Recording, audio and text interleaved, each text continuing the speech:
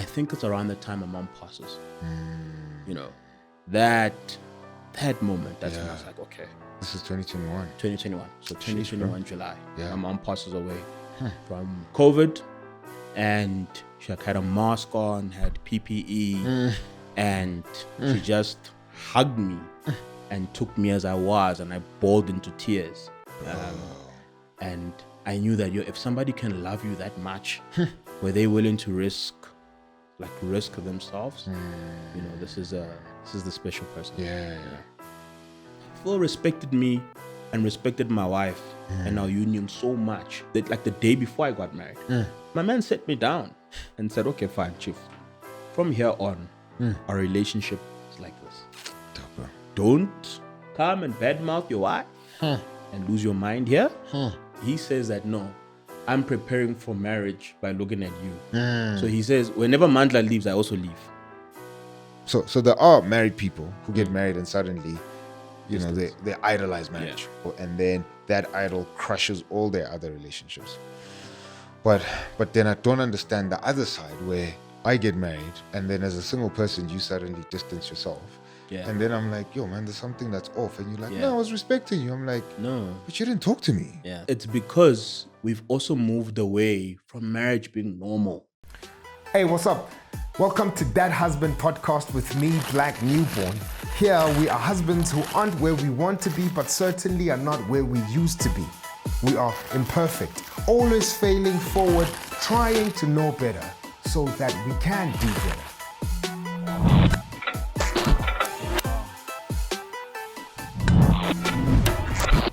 Hey, what's up? Welcome to That Husband podcast with me, Black Newborn. This is where husbands try to know better so that we can do better. Before we jump into this episode, we want to thank everybody who's been supporting us. If you're new, don't forget to hit that subscribe button, hit the notification bell so that you're updated on every single episode we drop every Wednesday at 11:30. Thank you so much for all the support that you guys have been showing us. Two ways you can support us directly. You can go on our website, thathusband.com. You can find tickets to Beans and Bonds. You can find our merch store. You can find a link that sends you to a platform where you can buy us coffee. Another way you can support us is by booking me as a speaker, an MC or facilitator for your next event. And you can drop us an email at booking@blacknewborn.com. That's booking@blacknewborn.com. The husband that's sitting across the table from me today, we met at a coffee shop. And then he slid into my DMs. Ladies and gentlemen, help me welcome Mandla. How are you, brother? You good, my dog? I'm good. Good, brother. Good, man. Yeah, man. Thanks for pulling through, bro. Thank you for having me. Thank you for having me. I've been quoting you without realizing that you're the same dude I'm talking to in my inbox. Yeah.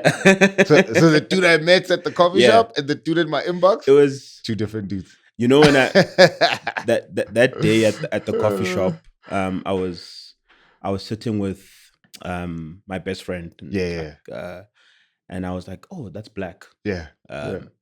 And then he was like, who's that? I'm like, no, he's got an amazing podcast. Dope. And like I saw you in the corner of my eye, and I'm like, no, I can't. I have to go say hi because I've got like I don't know. It's a thing of, I believe if you meet somebody that you like or somebody that you know, and particularly people who've got work that's in the public like you, that 1 minute of saying, you know, what you said on that particular episode or what you stand for, like really, really resonates with me. It goes a long way, you know. So that's just been my motto in life. It's just always give appreciation when you can. That's dope, man. And it was an impactful moment for me, bro. You know, because I was with another friend, and so we were actually chatting about the pod, just the future of the pod and ideas we have and plans, etc. So when we met you, it was actually like God giving us a real-time illustration of what we were talking about. You know, because he asked you a question. Yeah, he did. Yeah. And I was like, I think I got into a conversation that's very like deep, you know. But it's, I guess it's God. Yeah, you know? For real, bro. Yeah. I mean, now that we're chatting, maybe we could even unpack how you answered the thing, you know. Yeah. So in essence, he asked you why you watch the pod. And I'm paraphrasing, but you can correct me. Your answer was, you know, it's cheaper to watch our podcast than to pay for a divorce lawyer. Yes. Yeah. That's actually that's actually something I would say. Yeah. I can't even remember. I was being my natural self. Yeah. But yeah, it is. I fundamentally believe that. I Sure. think a problem that we have in society today is that just there's one type of information that's out. You know, it's like it's either the gossips or it's either the stuff that's clickbaity, and there's actually like not a wide range of context perspectives that are shared outside. And Sure. I think for me, when I stumbled across your work, it's like, okay, cool. No, that hot man is also going through that. Yeah. You know? Oh, okay, cool. Sure. Okay, that time is also going through that. Okay, that young man is also going through that. Sure. You know, he's thinking about that. Oh, that's a different perspective. I never thought of it that way. You know? And I guess like after you get married, it's, well, at least for me, it's like go. Let's go, you know? Sure. And like moments of pause and reflection, Yeah. they never come. Yeah. So such content ends up being so valuable, you know?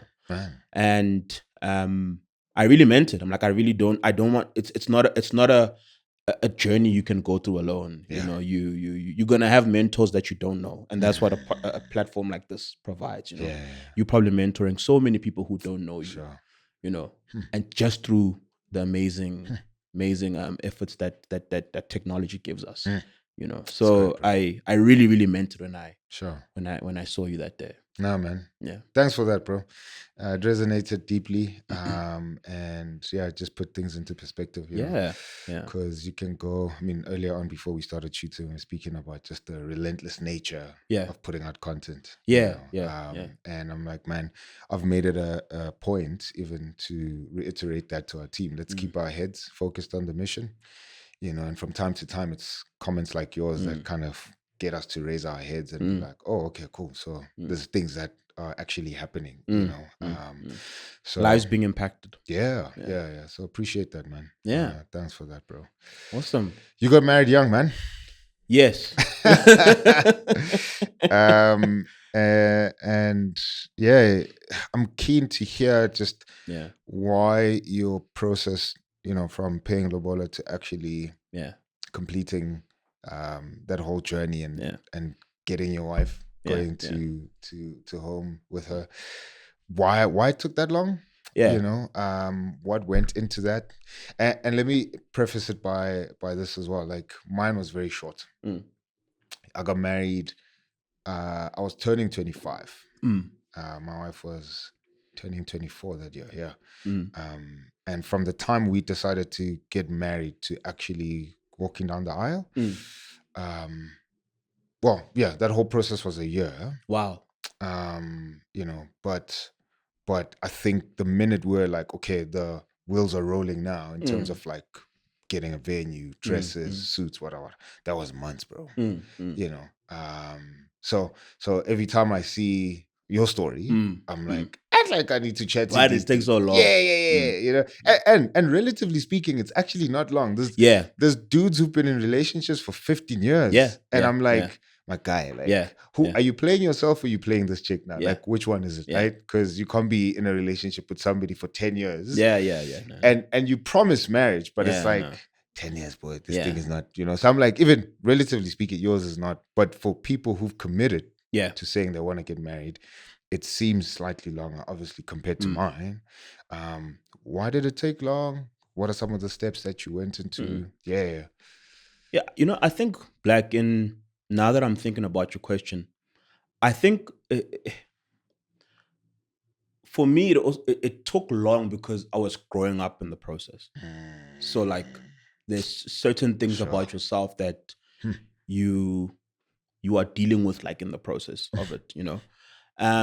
But I mean, from lobola to our actual wedding, it wasn't that long, if I'm being honest. It was beginning of the year 2023. Yeah. So May 2023, and then we had our wedding in August 2024. Sure. Yeah. Sure. What made it lengthy was the periods between lobola. So, and it's honestly because I needed to just sort myself out. Yeah. You know. Sure. But I was like so determined to be with my wife. That I was like, no, I have this now, so it will come now, and then, but I'll come back, and I'm not gonna shortchange this process. I'm gonna respect your family so much that I'm going to finish everything. I'm going to pay all of the lobola, all of the customary processes, the gifting of the families. Like, I'm going to do it properly. Sure. And I'm going to take my family with me. Like, my father walked with me, Still, bro. Took my maternal side of the family with me. Like, it was just and I guess it's in my nature as a person, just like consensus. That's good, and bro. bringing people with you. That's maybe why it took long. But we did Lobola May 2023, finished in December 2023, and then we had our wedding in August 2024. Was it August because that's your birthday month? It was a coincidence, eh? It was just a coincidence. And, your wife is not watching this. You don't have to lie. Tell me the truth. Bro. No, it was honestly a coincidence. Sure. It was based on long weekends. Okay. Yeah, it was based on long weekends, and then based on how much we could save for our wedding, because we had 2 weddings. Okay. So we had a celebration on her side of the family, and then we had a celebration on our side of the family. Okay.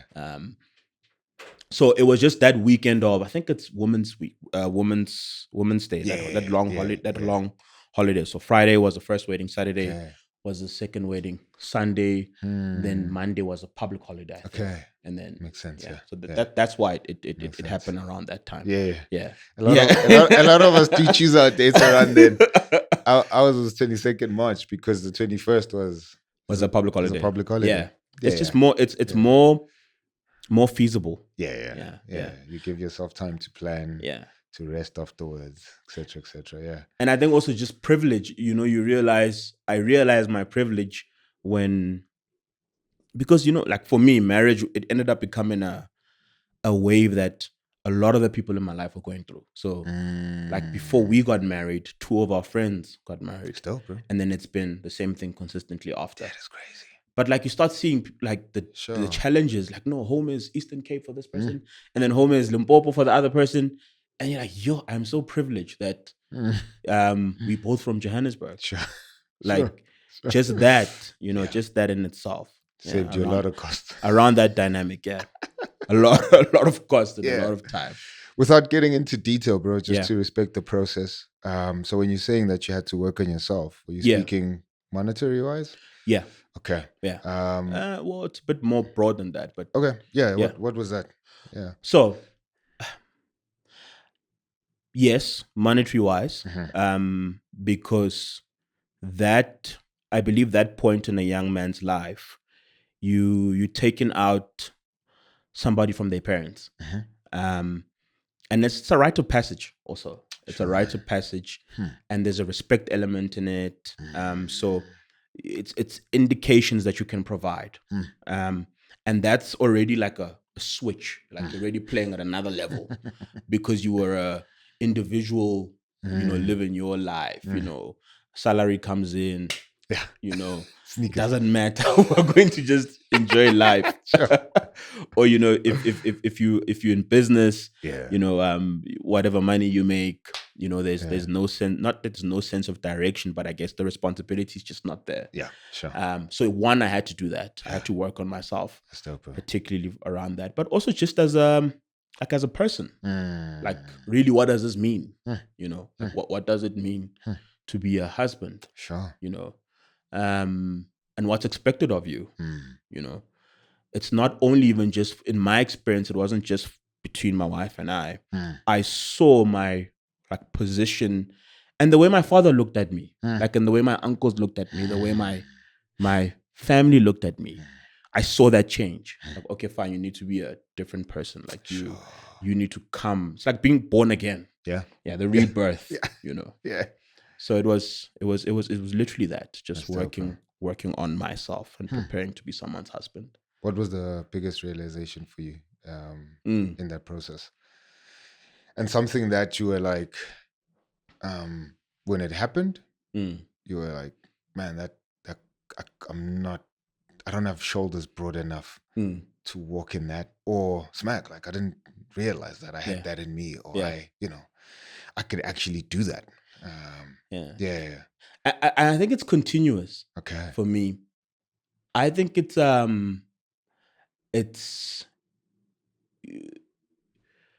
like I've seen like leadership, like I've seen how that's almost pivoted, like how that's become a common theme in my life. You know,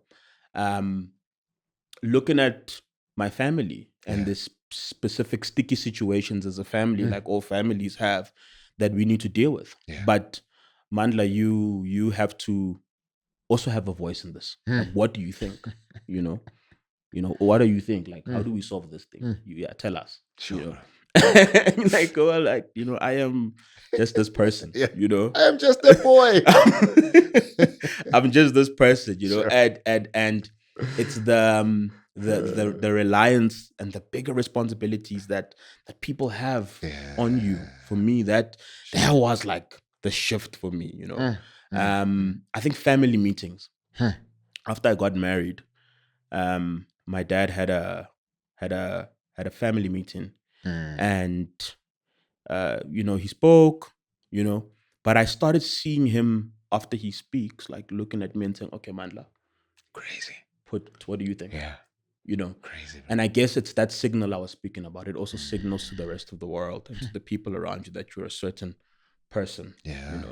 And for me, I guess the privilege for me also again is that this is also happening and it's coinciding with my own leadership journey in my professional career. So it's like, how do you lead at work and then lead at home? Just those two. Sure. Just those two parallel routes that you're trying to navigate at the same time. Yeah, man, that's big, bro. Yeah, that's big. I can't help think about, like, the saying that it takes a village to raise a kid. Yeah. I saw some guy saying, if that's true that it takes a village to raise a kid, what if the village was toxic? Yeah. What kind of kids do they raise? Yeah. And I say that because hearing your story, I'm like, clearly there was something in your family dynamic where they prioritize having guys go through that rite of passage from becoming boys to men. You know what I mean? A friend of mine and I were chatting yesterday, in fact, about how we just don't have, as a society, have rite of passages anymore. So generally in like our ethnic traditional cultures, you'll get like the Xhosas, the Ndebeles, where boys would go to initiation school, and that would signal that they've kind of matured and become boys. But then just because we live in a fallen and broken world, some of those boys remain boys because they come back from the mountain, but they're still acting like boys, right?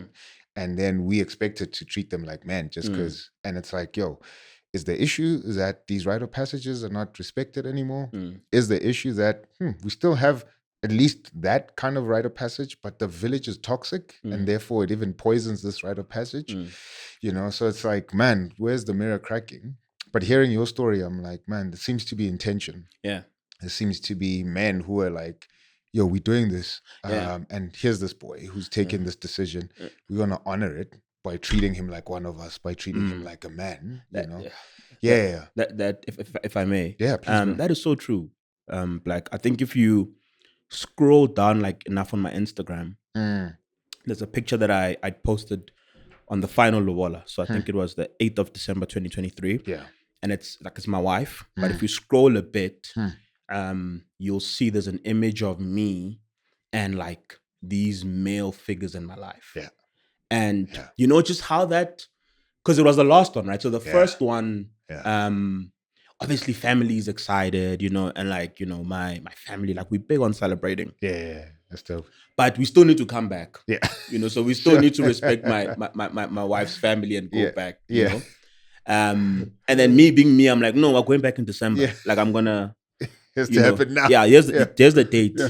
You guys just come that day, we'll make it happen. But there's an image over there with me and these men. And it's my father. It's my uncle. It's two of my uncles. So it's my father's younger brother. Sure. It's my late mother's older brother. It's I think my dad's best friend. It's my brother-in-law. So like my sister's husband. You have soldiers, bro. Who has been a brother for like the past 15, 20 years, you know?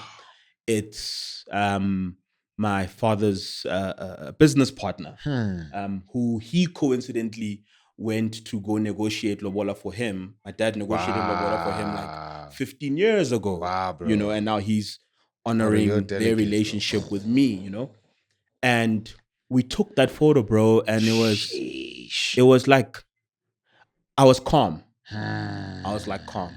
I was like, okay, cool. You know, we hear the narratives in the world, but there's a group of men who are invested in my passage as a young man. And I mean, I'm 29 now. 2023, I was say 27. Yeah, 27, 26. 26 years old. And like, and I had not even been married. So I was at the beginning of my journey. So even I've grown up so much between now and then. But there was just these men like who were like, no, we're gonna usher this young man. Bro. You know, and it was such an amazing night. Like we had good food, good conversations, and just general advice about, in my experience, I did this. Mandla, avoid this. You know, in my experience, I did this. Don't show up like this. You know, you're gonna go through these challenges. But look at it from this perspective. And I think now that I'm thinking about it, it was such a privilege, man. Just having that foundation and that base. That's tough, bro. Yeah, man, that's big, bro. Yeah, that's big. Now that I'm thinking about it, it's actually so emotional. Shout outs to those guys, bro. Yeah, and I hope, you know, I think it is true of you that you'll carry that legacy along. But bro, I'm encouraging you. Yeah, just do it, bro. Thank you. Get younger guys around you. Do the same thing, bro, because that thing is very meaningful. And you don't know that you need it until you see it somewhere else. Yeah, and you're like, it's true. It's it's actually true, Black, because you like, you know, there's like a narrative, particularly in amongst like people in our community, you know, or even just general people. It's like if somebody does something, you know, and I'm like, oh, I want to do that thing that person did. No, this person is copying me. This person is following my footsteps. Yes, you do get elements of jealousy and envy, like, you know, normal people. Yeah. But I do think that people also learn from seeing other people. You understand? And saying, okay, fine, this worked for this individual. This person got married, and I've seen the person that they've become. You know, okay, that means also God wants me to also be that person. You know, and if that's like a sense of direction, then there are people who inspired me. You know, I and because you're a man, or for me, you just look at simple like data in life. Like, okay, fine, like home, life, you know, a house, a car, this. And yes, there'll be elements of being materialistic about it. And you're like, okay, the common trend here, or the common data point is that there's stability. So let's actually find the source of that stability. It's okay, this person is grounded. Because of the home that they're building, because of the structure that they're accountable to. Like, okay, then surely me, if I actually can get over what the world has demonized in the form of this union called marriage, and I get over it, you know, the other side is so beautiful. That's good, bro. You know, yeah. That's dope, bro. Yeah. No, that's it, bro. That's it right there. And that's what I'm saying, bro. Be encouraged to continue doing that for other guys. I will just say to husbands, you know, you might not change the world. And that's fine. But collectively, if we can at least try and have one guy that can walk with us, bro, you'd have done enough. Considering the state of fatherlessness in our country, the state of how young men devalue the role of being a husband. How many women are complaining about how their husbands are not showing up. So I'm like, bro, if you just have one guy who will walk with you, bro, might be 19, 18 right now, and he kind of just lives around you, and sees you in moments where there's pressure. And you have to show up as the kind of husband that you promised your wife to be, and he sees you when you're celebrating. If your ego gets too much, and how does your wife handle that stuff? So just having him observe you, bro, I'm like, bro, you would have done enough. You would have done enough, because I was chatting to my wife. There's an episode we released that's part of our Valentine series. So we featured a couple of women. Oh yes. And we were chatting with them. So one of the episodes, the core thing there was how, this lady showed up as the wife that she was trained to be, but not the wife that the husband needed. You know, and she ended up divorcing. And so that statement alone is profound. But like when you unpack it further and you think about the dynamics for us as men, you think, well, you had people who are training you to become a wife. Nobody trained me to become a husband. I just had to figure this thing out. I'm like all the men who were supposed to be examples for me were not there. Or they were bad examples. And so I'm like, by the time I say I want to get married, most of us, bro, are first generation. The references. No references, bro. You know what I mean? And that's why I'm like, what you have, bro, so special. Such a big thing, bro. And I'm like, it's a thing that you should continue and continue that legacy, because there's tons, bro. Tons of us who are just like winging this thing. After we say I do, we wake up to the reality of the decision we made. It's like, hey, I've committed for life here. And I actually don't have any tools, no references, no way, no community for me to kind of show up and become there's a desire I have of the kind of husband I want to be, but how am I going to get there? I don't have the rubric. I don't have the toolkit. I don't have the manual of how I can get there, And so I'm like, man, we need more guys to just be like, okay, I'm not going to take a whole community because I can't, but I'm just going to take one young man. And also it's because like the other the deeper laying part of it is that the world that we live in today is so different. It's so complex. Like it's not the same. So even me in my journey, and having people, like my privilege and having people to walk with me, but like there were still things that I had to, because you conform and you molded to think a certain way, right? Society whips you to be a certain person. Sure. And there's reflection, like okay, fine, maybe I'm not showing up the way I need to show up. So I was saying to you, for me it was I remember last year, I remember sitting with this point and saying that, okay, Mandla, you transitioning to be a leader at work, right? And like you blowing out the lights, Sure. Hey, but at home, let's actually think about that transition as a leader at home. And then you start thinking of are my principles that I carry at work consistent with the principles that I carry at home? Come on, bro. And then asking yourself, like, how do I show up for my wife? Like, what type of man does she need me to be? Because there is that layer also. It's not a cut and paste thing where it's the same. Sure. It's like, how do I show up for my wife? As the leader in our home, but also enabling her to like reach her full potential. So that's good, bro. There is that friction, because society is just, it's a complex thing. We live in a complex world. Sure. We live in such a complex world. Man. Still, bro. No, I appreciate that perspective, man. Where did you meet your lovely wife, brother? Undergrad. Yeah. Undergrad. Sure. We met in undergrad. Okay. 2016. Yeah. Wow. Wow. 2016. And the crazy thing is that's just never a thing. We never dated in varsity. No way. We didn't date in varsity at all. No way. Yeah. When did it happen? How did it happen? We didn't date at varsity. We were studying the same undergrad. Okay. And went through first year, second year, third year.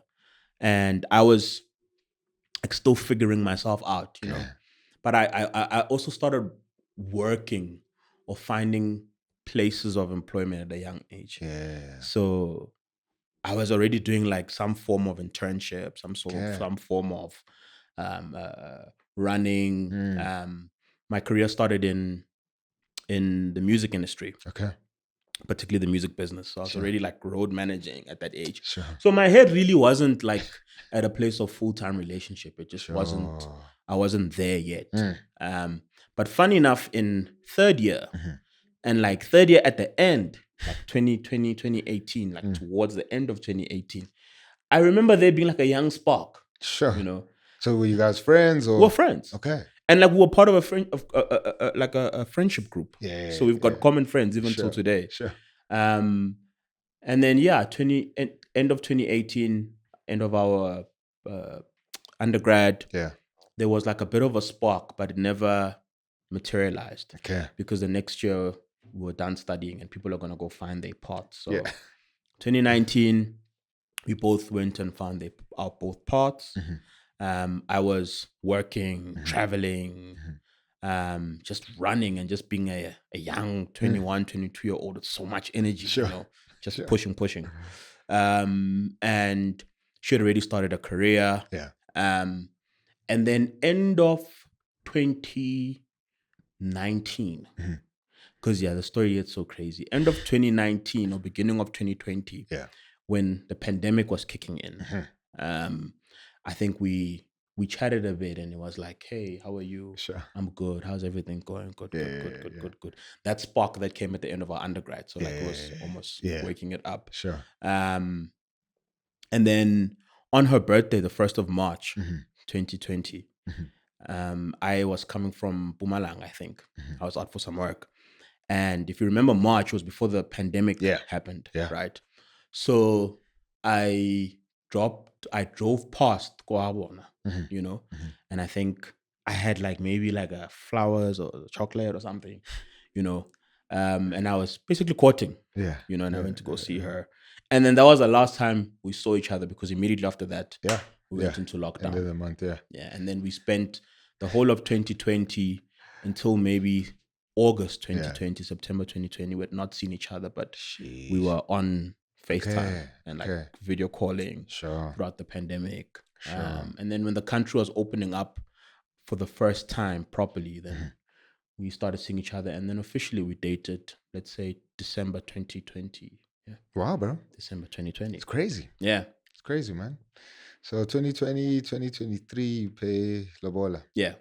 It's good, bro. Yeah. Yeah, praise God you didn't wait for 100 years. No.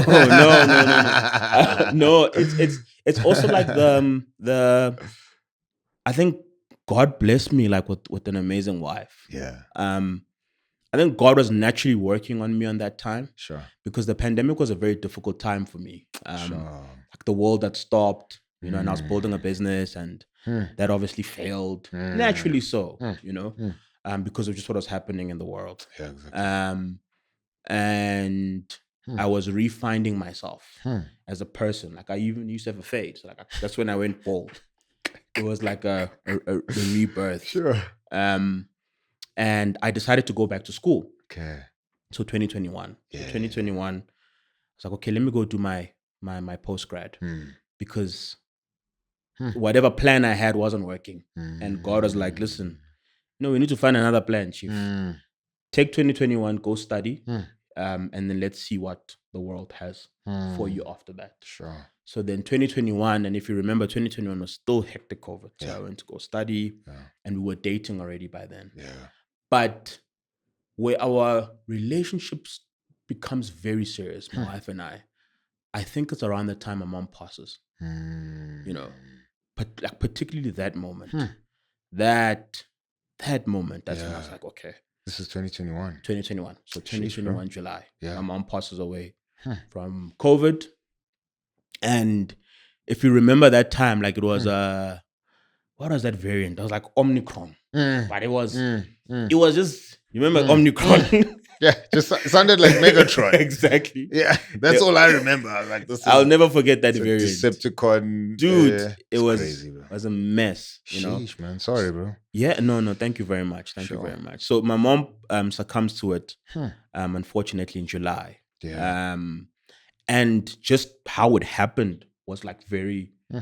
scary Mm. because like it was a thing of I was probably asymptomatic, like, but I probably could have had it, you know. But my sisters and I were like running my mom to the hospital. So running in COVID wards around that time, you know. Bro, So hectic. so then unfortunately she passes away. I tell her, my girlfriend at the time, my wife, I'm like, hey, my mom has passed away. Crazy, bro. So Shapo, I go home, and this is the moment where I knew. You know, I go home, you know, we leave the hospital and I go home. And then she's like, no, I'm gonna come see you the next day. I'm like, no, dude, I could be sick. Like, no. And then she's like, okay, sharp. How? Stugu tugu, because my wife, you know, even till today, she's like, I'm not gonna listen to you, bro. You know, like I know what's good, you know, and she does, and she just rocked up at home. Sheesh, bro.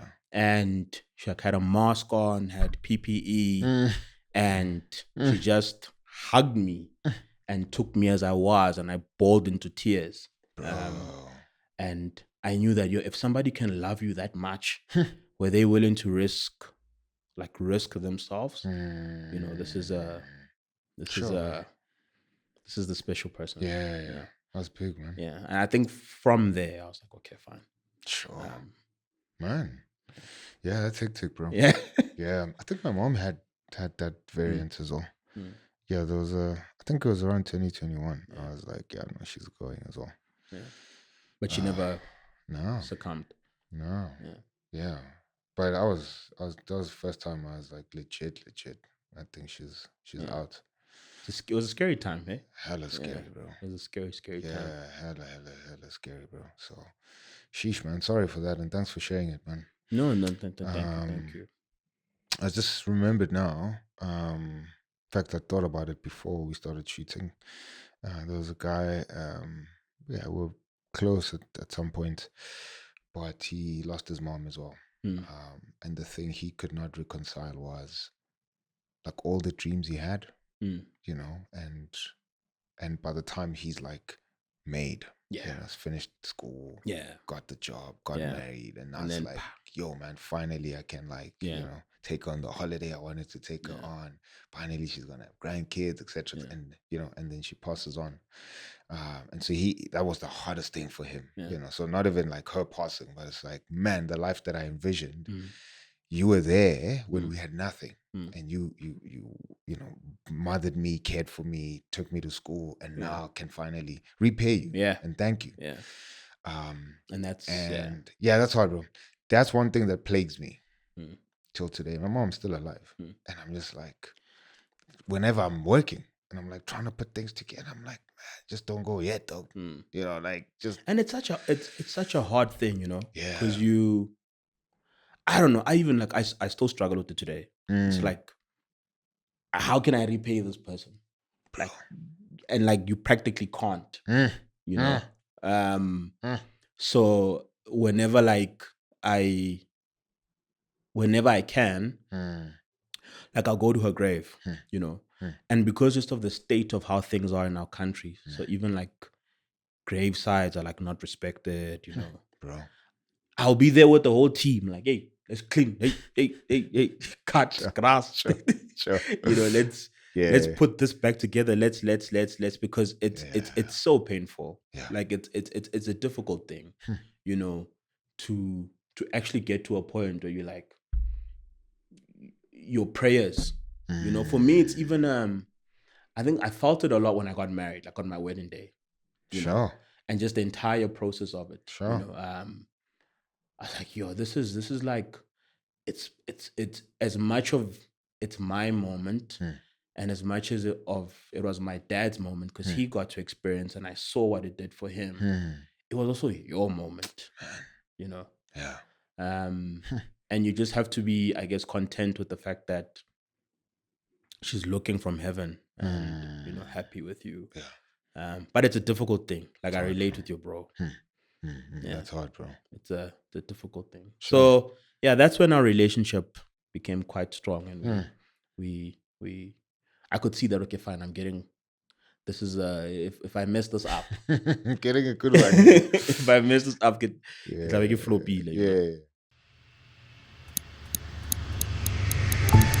Hey, what's up, Black Newborn here, That Husband Podcast. Some of you been asking us, man, when are you dropping merch? I'm like, where have you been, dog, if you don't know that we got merch, right? Go on our online store, thathusband.com, and you can find our merch right there. We got that official black That Husband hoodie. Now, super dope, super clean. You know what it is? If you wear it in the streets, people will know who you represented. That Husband, right? But man, let me tell you, it's unisex. Anybody can wear it, but if you wear it, that spirit of the real daughter is gonna come out, and all the affirmations about the right kind of daughter that you want to be. I rock this thing. It's gonna be super dope. If you don't have game and you're a husband, just buy this hoodie, man. And as soon as you walk into your house, your wife is gonna be like, oh, in daughter, I'm a daughter, right? And if you're a wife, rock this, and your daughter will love you. If you're not married, telling you, this is how you get in daughter. That's saying, right?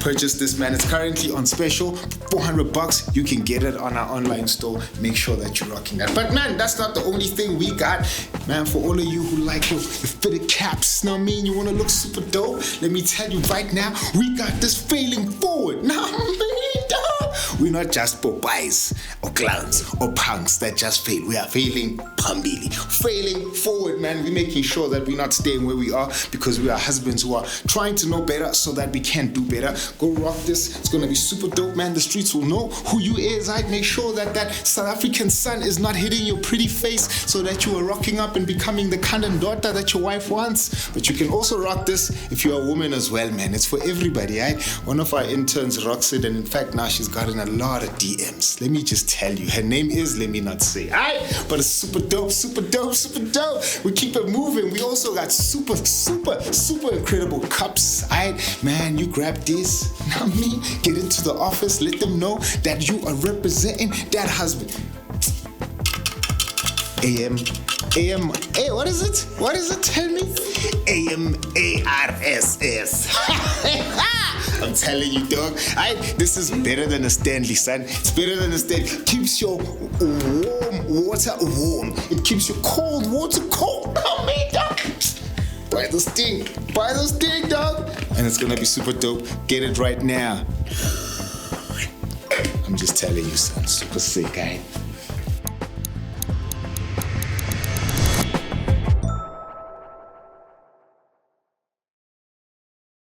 How has she helped you so far in the whole process? A lot. Yeah. A lot. Like my wife, man. She's just stepped in, and she's helped me transition out of it. Sure. The transition of not having a mother, in the sense that there is small things that like my mother would do, but they're not so small, but when we used to live together before she passed, like stuff like grocery shopping, I remember my first time going grocery shopping, and I never did it. It was always, no, mom, you do that thing. Yeah. Sure. So now I'm going to the shops and I've got a trolley here. And which soap do we buy? Hey. And I'm buying on price. Yeah. I'm like, this one's the cheapest, and we're gonna go for that one. And my wife was there with me, so helping me transition out of it.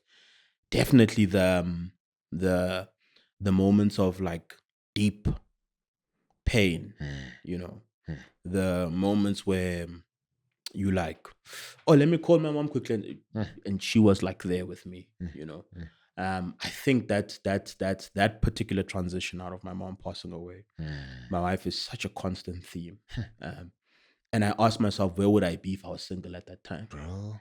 Like what would have that done to me, man? Sure. Yeah. Shout outs to your wife, bro. Yeah. Nah, shout outs to her, bro.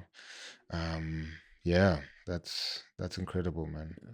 Marriage gives us the gift of companionship. Yeah. you know, it's in the Bible. It's the first time God says something is not good when He looks at Adam and he's alone. Yeah. Like, Yeah. everything I It's not made gonna is work. good, but this one is not good, man. Give me some of that rib. Yeah. For real. And our wives are a blessing, man. Yeah. Far more than we'll recognize, acknowledge, you know. And it's in the moments, like we're just chatting now. Like I was traveling, you know, the past week, and whenever I'm not with my wife, like you know, before we got married, bro, single life, and particularly around sleeping, I'd sleep with the lights off. Now I can't sleep with the lights off, dude. Bro. Yeah, it's crazy, hey? It's insane, bro. It's, you know, for me, I have moments where I'm like, how did I used to live? Yeah, before, like, yeah, because now, like, I'm just yeah, so hopeless, like, yeah. Even I'll have moments of stubbornness. I'm like, no, I'll iron my shirt. Yeah, no. Just so that I can remember. I'll iron it. I need to know that I can still do that. Yeah, it's sure. Oh, what a transition, man. Yeah.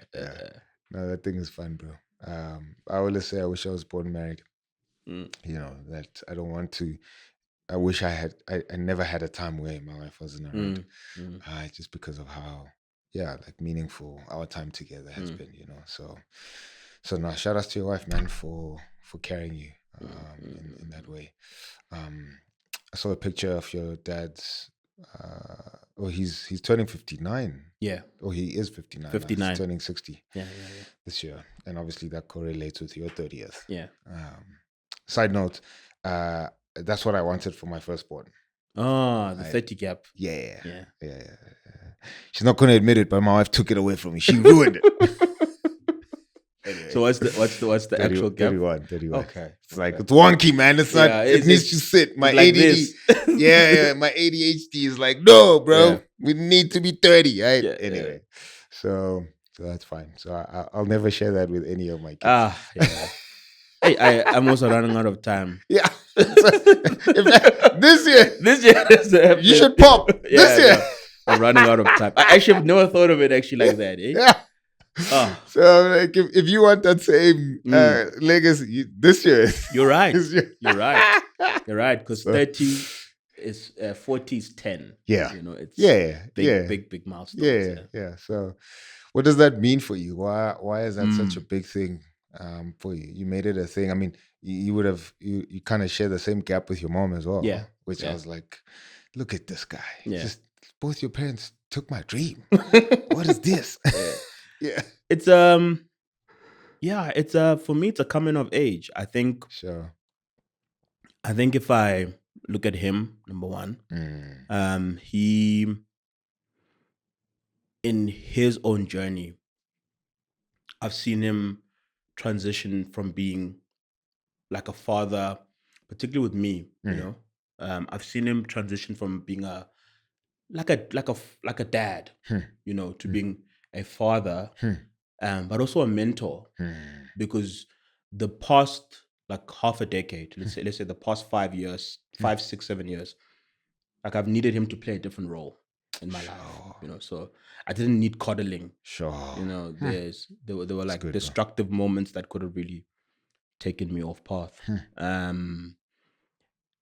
And I look at that with me turning 30, and I'm like, okay, so like as he transitions into his 60s with more wisdom, more perspective, more lessons, you know, it's not quantity anymore, it's quality. It's like quality life lessons. Come on, bro. And as I then also transition into my 30s, it's just, what does that relationship look like? Yeah. You know, sure. And it's actually it's a thing I'm grappling with for myself, actually. You know, I'm struggling with that also, because I'm like, what does the next decade look like? You know, I was saying to my wife, and she looked so confused. She's like, dude, what's wrong with you? Sure. You know? And I was like, hey, I think I just need to go away for my 30th. Sure. You know, I need to go be alone. She's like, so you don't want to be with me? I'm like, no, it's not that. It's not that. Yeah. And it's not that I don't want to be with you on the day. But around the time, I do need to take some time to pause a bit and be with God and being quiet. Reflect, yeah. And reflect and think, what does the next decade need from me? Man. Because it's transitioning to fatherhood. It's gonna, being a family man. Like, what does that require? Because part of me also is like, part of me is worried. It's like, okay, this thing needs to go to gear 2 now. Sure. Now we're seriously married now. Like we're running a family now. Sure. There's a certain way I need to show up. And there's a certain way I also still need to be myself. In it. Yeah. It's good, bro. I can't lose who I am in trying to be this family man and this man, because then it's not good for the same family. Yeah. That's good, bro. So it's just that transitioning phase. And I think, to answer your question, with Pops, it's just been that, how do you use that as just a navigator? That's good, bro. Yeah, that's good, man. If more men would think soberly like that, we'd be in a better place. But I do acknowledge, even with that statement, men face a lot of demons. It's tough. It's tough. Tons of demons, bro. It's tough. And for us who don't have father figures that are walking with us, fathers, in fact, we might have father figures around us, but like if we don't have fathers, there's a scar that. But I think this is why stuff like this is important, and I think that's why it's we need to build a culture where we, like the example you're making of myself and the 19-year-old, like playing that role even more, because come on, bro, our society is our society, and it doesn't matter what cards a person is dealt with, they still need to exist in the same society. Understand? So you're obligated to be as invested. Even if a person is not your son, or it's not your nephew, or it's not, you're obligated to be invested in that person, just to navigate life. Navigate life, like, because this thing just throws curveballs. Totally, bro. And this is why platforms like this are so important. It's just to help continue to build that connector. Speaking of mentors in our interaction, you had mentioned that most of your mentors got married young. And now that you've done the same thing, you see the benefit of that. There might be somebody who's like, nah, dog, I need to, I'm going to go away in my 30th to go figure myself out. And then I'm going to take the next decade to build myself up before I think of getting married or whatever. So I'll get married in my 40s or whatever. But you like, nah, most of your guys got married early. You got married early. How would you speak to that guy and trying to show him the benefits of it? Yeah, it's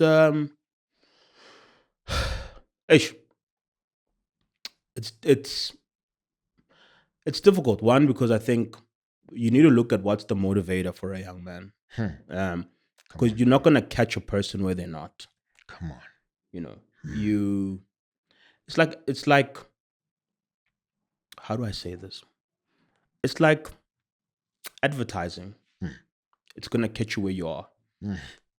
And I think with young men, it's about us understanding where that person is, what means a lot to them.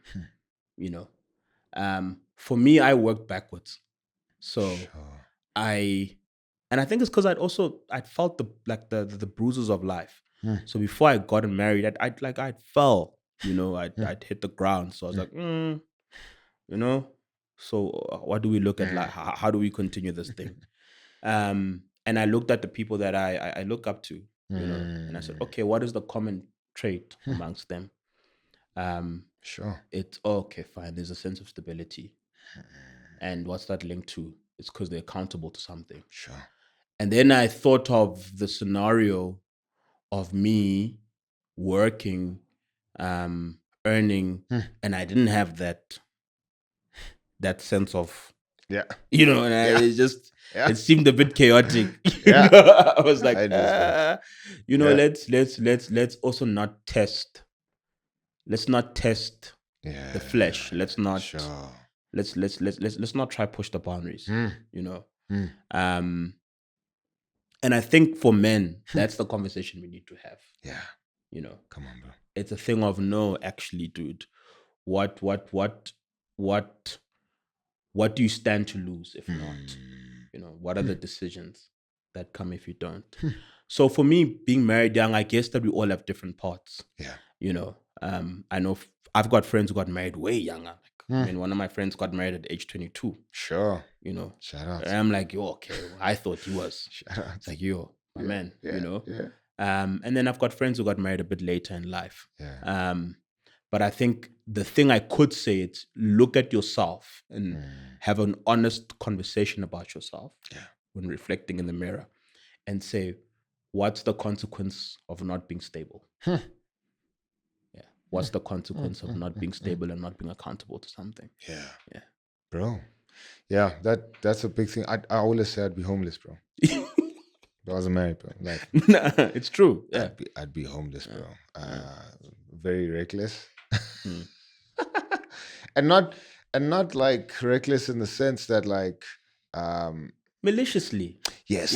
Not malicious recklessness, exactly, bro. But it's like just let's go hang out, I'll pay for stuff. And it's like, okay, like maybe don't pay for everybody's petrol and groceries. Right? Like and keep some drinks. for yourself. Yeah. Right? So that you're not homeless. Yeah.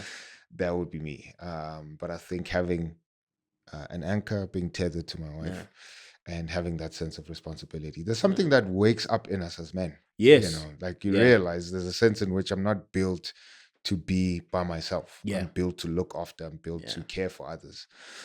Not that women are not, you know, they nurture, they show up in their own respective ways, but like there's a sense of responsibility that awakens in us that really sets us on a good trajectory, you know, that we wouldn't have otherwise. Yeah. And God and nature are not crazy. Hundreds, bro. You know. Yeah. They're not, it's not. Yeah. Sure. It's, yes, we've evolved as a society and we've Yeah. grown, but there's still things that are consistent to just bro. how we are in our DNA and our fiber. Yeah. God knew what he was doing when he made you as a man. Yeah. You know, Sure. your weaknesses, Yeah. the things that you are fallible of, the problems, you know, that are inherently in you as a man. But then he was also conscious when he made a partner and said, okay, fine. You know, how do we combat those forces? Sure. You know, here's this institution now that helps to combat those forces against each other. Good, bro. Yeah. Man. Bro, you just mentioned now your friends, and I just remembered that earlier on you had spoken about how you all got married around the same time. Yeah. And so now we're speaking about anchoring, tethering, your mentors, etc., etc. I'm like, what inspired that? Like, what conversations are you guys having? Because normally, your kind of dude is the only one in the friendship circle, right? And I'm gonna go on a little spiel here, but it also upsets me when people put pressure on marriage because of their lack of clarity when it comes to their friendship dynamic. And what I mean by that is you get married and suddenly people are like, Mandla has changed, you know, he no longer wants to hang out with us, marriage took him away from our friendship. Where I'm like, no, marriage didn't take him away from your friend. You guys just did not clarify what kind of friendship you have, right?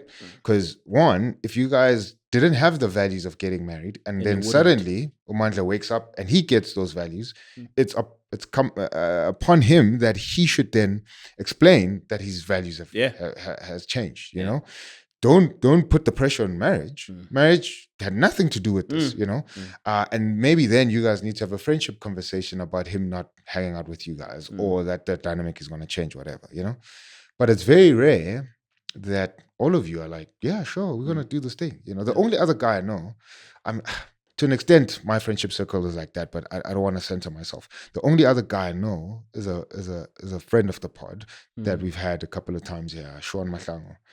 I look at Sean and I'm like, hi Sean, all your homies are married. Yeah, all of you. Like, and again, I don't want to. My friends are similar. Yeah, but it's just very rare to find collective friendship circles where everyone is like, bro, we're gonna build families, we're gonna get married, we're gonna do this thing, you know what I mean? Like, how did that happen for you? You know? Yeah. And like, thank you for bringing that, because I also like just that misconception. So like my best friend, like the person who was my best man, sure, he's not married. Wow. You know? Sure. Yes, a bunch of our other friends may be married, but he's not married, right? But I think the difference is he like Phil respected me and respected my wife and our union so much that even when we that like the day before I got married, my man sat me down and said, "Okay, fine, Chief. From here on, our relationship is like this. Dope, bro. You know, our relationship is like this, and don't come and badmouth your wife and lose your mind here." And he's got a funny joke. He says that no, I'm preparing for marriage by looking at you. So he says, whenever Mandla leaves, I also leave. Sure. So if we are out and he sees me leaving, like, no, I'm also leaving. Yeah. And Sure. I guess maybe from his perspective, he sees the value. So because that also does happen. So there were friends of mine who who felt some type of way about it, you know, or who distanced themselves. Or things changed. People grew up. Sure.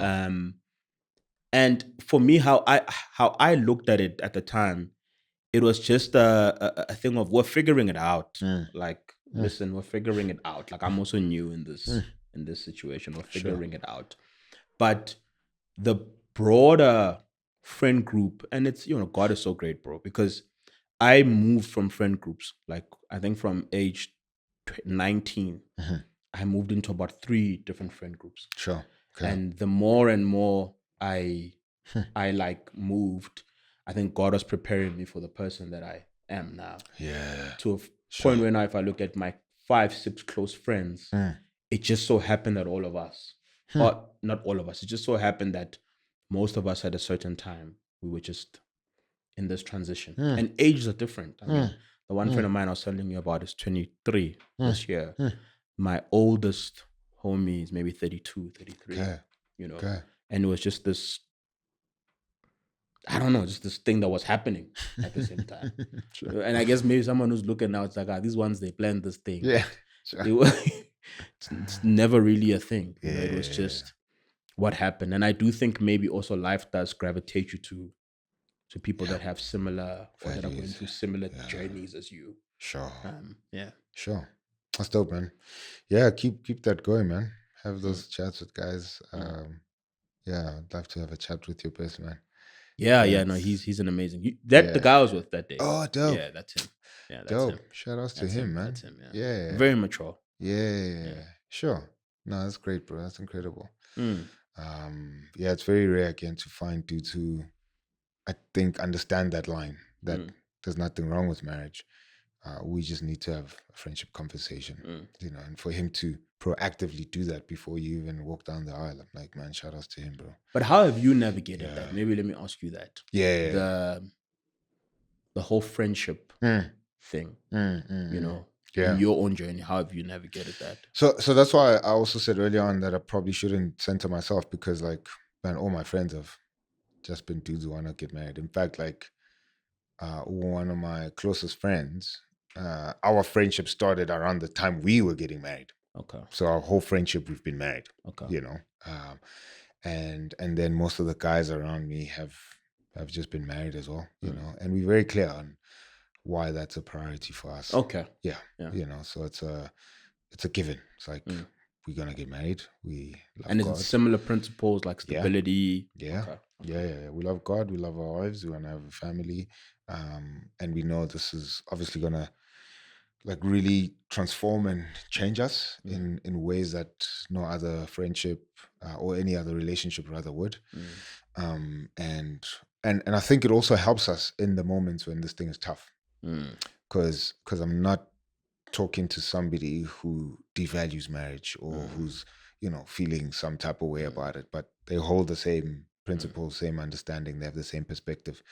So it's very sobering, you know, in the way that we would approach whatever challenge that is. And your decision making. Yeah, hundreds, bro, hundreds, you know. So, and I'm like, having a circle of friends like that is safety for your marriage. In fact, now there's a group of guys that are part of our men's ministry, and I remember saying to them last week, like, how we care for each other should be motivated by us wanting to protect each other's wives. Yeah. Right. So if I care for your wife, that means I'm going to look after you in ways that will ensure that my care for your wife is expressed. You know, so if I don't care for your wife, it will be seen in how I treat you.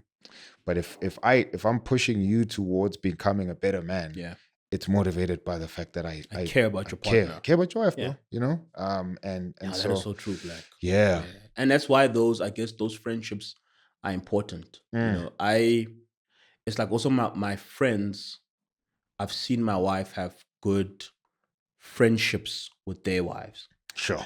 You know, I mean, last weekend we slept at one of our friends' house. So like you can see that, and there's still the inner youngness in us. Because like we were sitting and we're just having chats. Yeah. And then it was like, yo, don't you guys want to sleep over? You know? Sure. And like, oh yeah, no. Yeah, cool. yeah. We're gonna have conversations until 4 a.m. Yeah. You know. And it's just around that, like dynamics. Still, bro. How do you manage family politics? How do you manage friendship dynamics? Dynamics amongst yourselves. You know, like Mandla did this, and then Mandla acts this way. You know, this gets me to feel this particular way. How do you handle that with your partner? You know,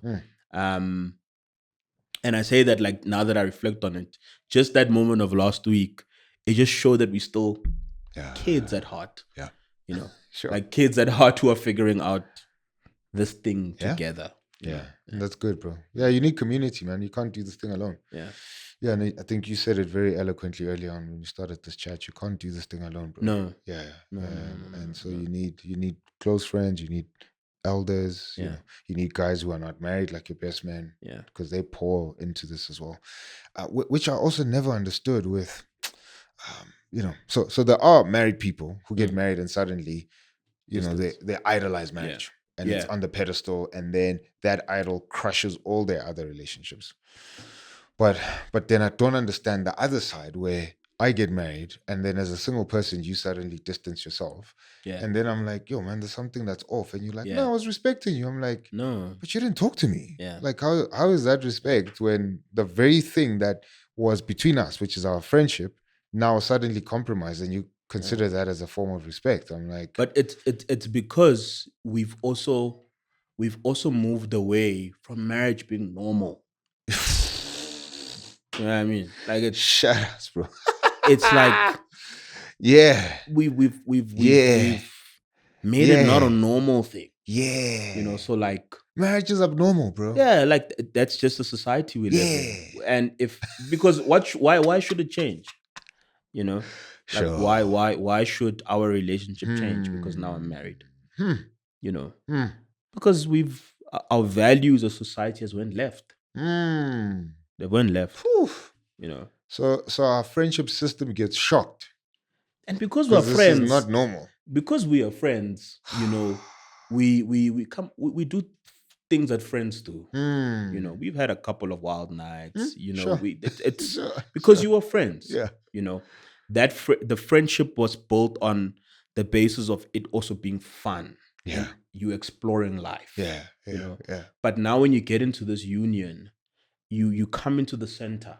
You know? But because as society we've moved away from what the center is, and it's become abnormal now when you're married. It's crazy, bro. Then people don't know how to react. That's crazy. They don't know how to react with Black being married. Like, but my guy, why are you lighter now? No, I'm still the same person.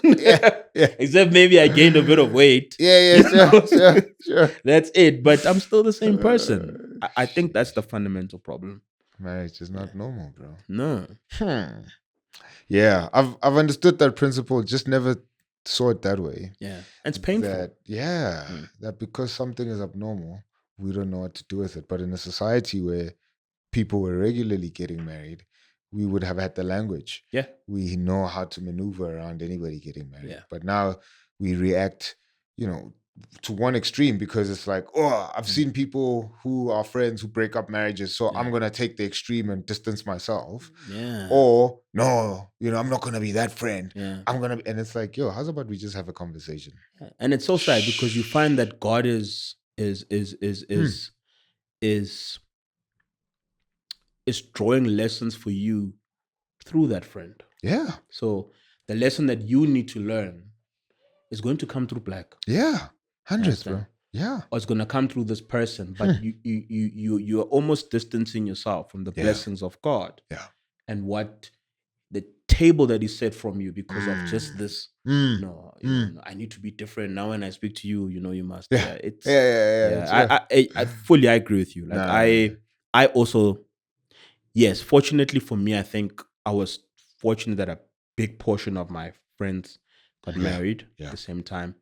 I have an amazing best friend, who has just been a soldier, and it's just been there, sure, for me. But there are some relationships that have changed, and I guess a part of me has also had to be empathetic, and be patient. That's fair. And say, how do I also not shut out? How do I also not close the door? So we can find each other. The opposite of that is also like a very huge problem when married people then they themselves start speaking in like marriage code, and they start saying, no, like you wouldn't understand because you're not married. You can't do that. And I'm like, shut up. No, you can't do it. Shut up. Yeah. You don't want to premiumize this thing. Like God made it for a group of us. No, you don't want to. Because then when it's dropping you, you can't come back to us. What are you saying? I'm sure you're at the premium lounge. Now, you can't be with us commoners anymore now. And I'm like, shut up, bro. So. But also the ignorant part of that mentality is thinking that you can't get wisdom and guidance from single people. Yeah, that's the stupid. Silly part about it. Yeah, like the example I make of my friend. I remember my wife and I, we were like we had an argument, and I went to Phil's house. And I was like, hey, dude, hey. And he was like, no, dog. But did you look at it from this perspective? Come on, bro. Did you think about it from this perspective? And then it's like, no, it's fine. Yeah. But by 9 p.m., go back home. Yeah. And then text me, are you home? Like, yes, I'm home. So it's silly, bro. It's silly to think that you can just get some sort of guidance and mentorship from one source. I don't know. I think that's that's ignorant. That's ignorant. Yeah, sure. Man, bro, how's marriage been so far, man?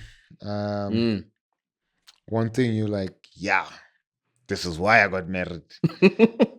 And maybe equally the one thing you like, you see this one, it never came with the manual. This one, yeah. I'll start with the latter. Yeah, the one that never came with the manual. I think for me it was just the, hey man, you must always have a plan. Yeah. For real time. Yeah. You must always have a plan. For real. And I think because me as a person also like, sometimes I just trip myself up. Take life so serious. Sure. I always want to also have a plan. So there were just moments in life where in our marriage where I just didn't know a way out. Sure. Like, Sure. I just didn't know. I remember our first place together.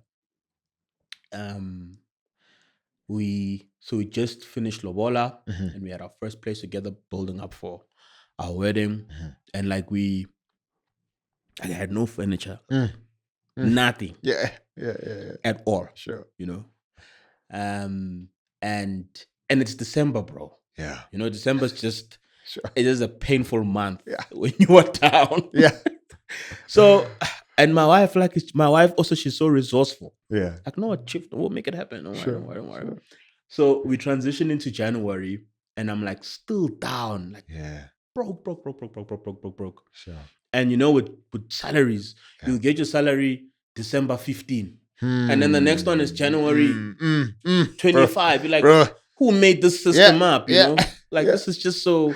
It's the worst, bro. In December we're happy. But when that gap comes, you're like, that second to the 25th. That moment is so painful.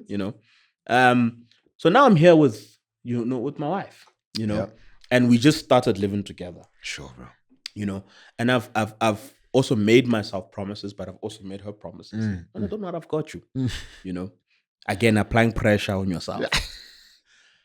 And like, bro, we were like, yeah, it's humbling now. And like, I thank God for those moments. Yeah. But down and out. And she was sleeping, and I went to the to like a TV room, and it was empty. And then I opened the fridge, and then I went back to bed. And then, thank God, like some work that I did in August at that time just paid. Crazy. Just paid at that moment. I was like, yo, Jesus. Thanks. Hey, here's groceries. Go get this. Put get a washing machine, all of those things, So I think for me, it's just that the hardest part has been like being at your lowest and having to also, like, now I'm learning how to communicate and say, dude, where we are right now, like, it's, I can't do this right now. Yeah, sure. And not leading with your ego. Come on, bro. Not leading with your ego. Yeah. So I think that's been like the part where nobody gave us this in the manual. Yeah. But when you lead, you must lead. Yeah. And you're actually leading. It's not a play thing. No, bro. Yeah. It's not a play thing. And then the good part for me, I just don't think I'm the person I am now without my wife. I think the work that God has done in my life, the opportunities that I've seen. Yes, the beginning was painful, like I was saying to you, but the person that I'm like becoming now, I think it's purely because there's that thing that I'm working towards. And there's no like mix. Like I've got there's a vision that's clear. Whatever I'm building for this thing. That's dope, bro. It's good. There's no cross parallels. There's no nothing. Good, it's particularly for this. And I think having that focus as a young man, it's been good for me. Yeah, I think that's the good and the bad. The one was, must lead for real. Yeah. And then the other one is just coming to it. Yeah. And just seeing also how God will provide and bless. It's good, bro. And how he with challenges, of course, we've had our tough times, but I also look at just even when we go through challenges, our ability to deal with them, our ability to come out of them. I think it's because it's this thing that we both committed to. It's good, bro. Yeah, man. Thanks for that, bro. Yeah. That's incredible, man. It's inspiring, bro. And I think this has been such an enlightening conversation. Thank you. You're gonna look into this camera and talk to that young man that we've been referencing throughout our chat. He's despondent. He doesn't believe in marriage. Yeah. He doesn't agree with you that you should get married young. And that's when he's having good days. On his bad days, he doesn't believe that you should get married at all. And he's been listening to you now speak. Yeah. And he's conflicted. Should he follow you? Should he, just stick to his guns and just see where this life thing is going to take him, apart from wanting to get married? What would you say to him? Wow, Black. Yeah, I know I can speak, but that one. You can refer to him with your name. Yeah. So his name is Mandla as well. Yeah, I think young man, it's I think the general course of being a young man, it's very difficult. Particularly a Black young man.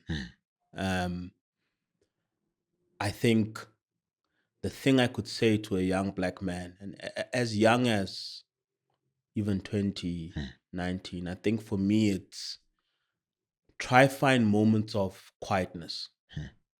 Because like the world is very loud. And like I was saying to you, that like marriage has been made not to be a normal thing, But I find that if you are able to find moments of quietness where it's either if you're blocking off social media and you're distancing yourself from these narratives that are out about that there's only one specific type of woman, or the general woman is not supportive, it's very transactional, or the role of a man or a black man is to be this demon. If you can remove yourself away from those narratives, which are so loud, like so loud, and it's painful, like how loud they are. I think you find moments to think clearly. And once removing yourself from that, you can actually get to see that there's either a partner for you, or there's just a world that's full of just endless opportunities, you know, where it's not transactional, where you're not going to be broken down. And I think I'd have to end it by saying that it's not a one size fit all. You know, you've got partners, women who are wanting to build, you know, and who could want to also build with you and also build you at the same time, you know. So I think for me would be just find moments of distancing yourself from the noise, and from there you'll get clarity. You'll be able to hear God's voice. You'll be able to get guidance from those who are there, even through platforms like this. And it's not easy. Like, I'm not gonna sit and make it like it's a perfect journey, you know. But I always say that the alternative is destructive. Sure. The alternative is just destructive. Sure. You know. That would be my parting shot for that young Mandla. Mandla. Thanks, brother. Thank you, Maji. Appreciate you. Awesome. This was great. Thank you. Yeah, this was really, really awesome. Thank you. Guys, thank you so much for tuning in. Pray that this really inspires you.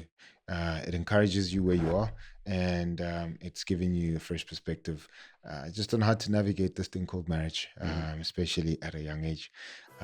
Would love to hear your comments, your thoughts. Please don't forget to subscribe if you haven't. Hit the notification bell so that you're updated on every single episode we drop every Wednesday at 11:30 from me and the squad. We'll see you next week Wednesday. All right? Peace.